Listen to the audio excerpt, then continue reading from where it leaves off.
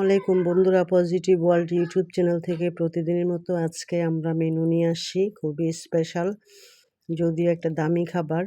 চিংড়ি মাছ কিন্তু এখন 600 থেকে 700 টাকা কেজি।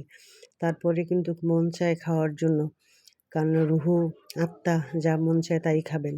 তো আমি এই জন্য সব কিছু রেডি করে নিয়ে আসছি। আমি এখানে পেঁয়াজ কুচি রেখেছি, মরিচ কুচি, একটা রসুন কুচি, আদা ছেঁচা, তারপরে হলো জিরাকে আমি ভেজে তারপরে হলো গুঁড়া করে দিব, হলুদের গুঁড়া, মরিচের গুঁড়া, লবণ পরিমাণ মতো।